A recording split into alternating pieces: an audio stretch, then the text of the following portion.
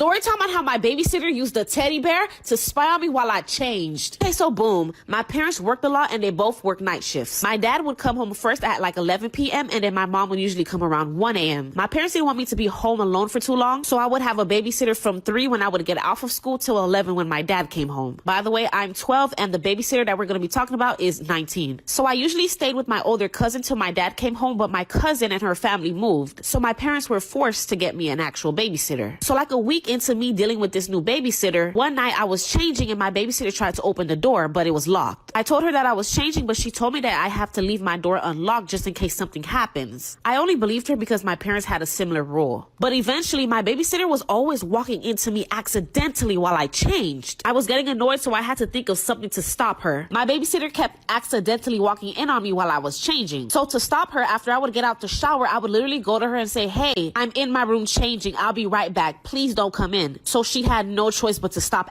accidentally seeing me. Well, that stopped her for a week, and then she got me a teddy bear. I was excited because it was a pretty big bear and it was super soft. She came in my room with me and said she got the perfect spot for the bear. And I was like, okay, cool. Y'all, she put it right on my dresser, front and center, great view to see everything. And ever since then, she never came back into my room. Y'all, the things I did in my room, like dancing with no clothes on, acting like I was Beyonce on stage, shaking my little booty with barely any clothes on. And little did I know she was downstairs watching the whole thing, cause the camera was in the teddy bear's eyes. She gave me a teddy bear with camera eyes and put it on my dresser. I, of course, didn't notice that there was actually cameras in the eyes of the teddy bear. Well, one day my mom was cleaning my room and she asked me where did I get this bear from. And I told her that my babysitter got it for me. And my mom was like, oh, okay. For some reason, my mom was creeped out about the bear and she ended up putting it in the washroom to clean it later. That same night, before I even got a hello, my babysitter said, "Why'd you move the bear?" And I looked at her and said, "How did you even know the bear was moved?" She kind of stumbled on her words, but then she told me that my mom told her. I obviously fell for it and was like, oh yeah, she put it in the washroom to clean later. Y'all, my babysitter went to the washroom and took the bear and she placed it back on the dresser at the same spot.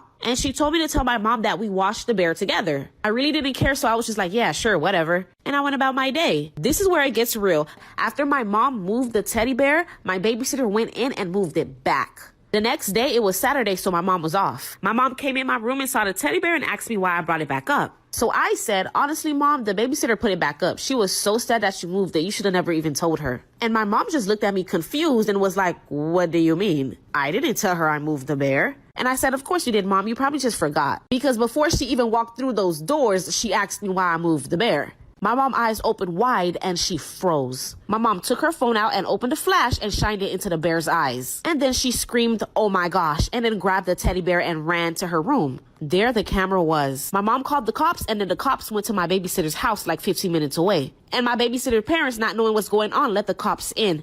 Y'all, my mom grabbed the teddy bear and ran to her room and called the cops. The cops went to my babysitter's house and her parents led them in. So the cops went into my babysitter's room and then confiscated the laptop. Y'all, she had videos of me and about 5 other girls that she babysat for. And she was recording all of us naked. And we're all minors. She, of course, went to jail and my parents refused to hire anyone to babysit me anymore. They actually prefer a family member or they just leave me home, to be honest. And my parents actually didn't tell me what happened until I got older, which I'm now 18, because they didn't want me to feel so violated. So they handled it all without me knowing, which I'm grateful for because I probably would have had a mental breakdown if my mom really told me what happened at that very moment. So anyways, be careful who you leave alone with your kids, guys. Story time on how me and my mom walked in on my sister sleeping with my stepdad. Okay, so boom. This was back in 2017. So I was 17 and my sister was 20 and my stepdad was 32. So when I was 16, my sister and I were introduced by my mom to my stepdad. And right off the bat, my sister was very flirty with him. I would always catch them doing things like my sister rubbing my stepdad's muscles and him just standing there loving it. I would try to tell my mom, but she would always tell me that they're just getting along and that they're basically father and daughter. Anyways, this day it was my birthday and me and my mom were gonna have a girls' day. So that meant that my sister and my stepdad were going to be all alone. My mom and I told them that we would be back around 10. So we go to a store to shop, but long story short, I fell and hurt my foot, so we had to go back early. As soon as we get into the house, we hear moaning. I immediately looked at my mom and told her, I told you so. As soon as I said that, my mom ran upstairs like the NBA. We came home early and immediately heard moaning. I looked at my mom and said, I told you so. As soon as I said that, my mom ran upstairs like she was a track star. She's a runner, she's a track star.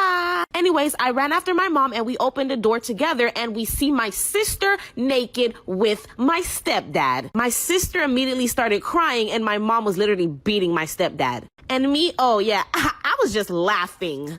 Like, that was not shocking at all. Like, I literally saw it coming. After my mom was done beating my stepdad's ass, he was begging her for forgiveness. And y'all, she forgave him. I was so mad that I called the cops. But then the cops told me that it wasn't an emergency, so they hung up on me. So I was even more fed up. So I decided that I was going to beat my stepdad's ass, but 100 times worse than my mom did. Then I did it to my sister, and it gets worse. I was beating my stepdad's ass, and then I was beating my sister's ass. Because I was so mad that my mom literally forgave this man for sleeping with her daughter. And my sister was literally always trying to sleep with my stepdad. Like, she was sick. They all were sick. So I called my biological dad and I told him everything. Then he came over and then he gave my stepdad a real ass whooping. My sister actually lost her V card to my stepdad. And y'all, she got pregnant. I didn't want anything to do with that baby and no one else in the family wanted anything to do with that baby. So my sister ended up giving the baby up for adoption.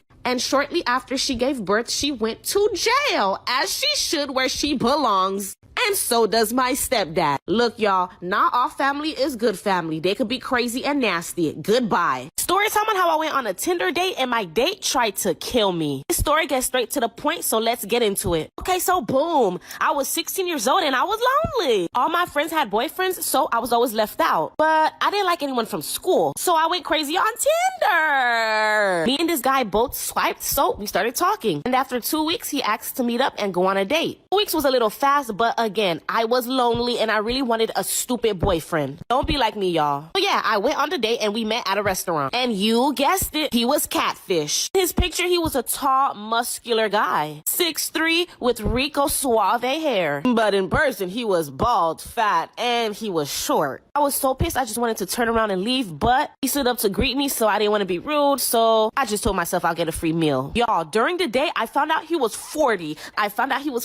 And he was catfished. I had to get out of there. After dinner, I told him it was nice meeting him and that I was gonna text him once I got home. But of course, I was just gonna block him. But that's none of his business. Anyways, he asked me if I wanted him to walk me to my car. But I said, no, that's fine. At this point, I was being very standoffish because it was like, dude, get away from me. And I think he noticed. It was pretty late at night, probably like 10 p.m. So when we left the restaurant, no one was really around. At this point, I'm kind of getting a little scared, so I kind of walked to my car a little quickly, about to open my door. And this guy comes out of nowhere right behind me and covers me with his arms and squeezes me. He covers my mouth so I wouldn't scream, and he whispered in my ear saying I was leaving with him whether I liked it or not. I tried to wiggle myself out, but I couldn't. He was too strong. And things got real. He comes up behind me and squeezes me with his arms and covers my mouth so I wouldn't scream. I tried to wiggle my way out, but I couldn't. He was too strong. But since his arms was around my upper body and my mouth, my hand where I was holding the keys was free, but my other arm was being squeezed by him. Thank God all I needed was that one arm. And thank God I had pepper spray attached to my keys. So I took my pepper spray, sprayed him in his eyes, and he screamed. He let me go, and that's when I took my purse to reach for my taser. And yes, I tased him. Mama ain't raised no fool. I ran to my car, opened the door, and got home immediately. By the time I pulled out the parking lot, he was still on the floor. I got home and told my parents everything. They called the cops to the restaurant. He was gone by the time they got there. I just thank God he didn't know anything about me. Not my home, not my school, or personal life. All he knew was my first name. So if you're dating online, be careful. Story time on how my cousin tried to sexually assault me. Okay, y'all, so boom. I went to Mexico for the summer because my parents wanted me to meet my grandparents. I went there with my brother so I wasn't alone. And throughout our time there, me and my brother met my grandparents and other people in our family. A month into my visit, I met my cousin Josh. That's not his real name, but we'll just call him Josh. When I first met him, Josh was super nice to both me and my brother. Everything was fine, and he even stayed with us a couple weeks until something happened. One day when I was in my room that I was staying at, I was just minding my business playing Minecraft. Now, my room had no doors because they were working on getting new doors. And let me tell you guys that I was 8 years old and he was a teenager. He came in my room and I didn't think anything of it. He was just basically watching me play Minecraft. But then he came up to me and sat on my bed and then got on top of me. He came into my room and started watching me play Minecraft. But then he came to my bed and got on top of me. I was laying down on my stomach, so to give y'all a visual, he was basically on my back, like my butt. Then he tried to pull my shorts down and told me, I'll let you keep playing Minecraft if you let me touch your ass. Let me remind you guys that I'm 8 years old and this guy's a teenager. I didn't really understand what was going on, but I just pushed him off and said I don't really want to play anymore. Then I threw the phone and I left. I felt weird after, but I didn't know why. Him going and laying on me and touching on me like that, I was just uncomfortable. And I know things could have gotten bad and even worse if there were doors. I kept this in for 2 years, so I think it's time to tell everyone now. Remember, it's never okay for anybody to take advantage or inappropriately touch you. Stay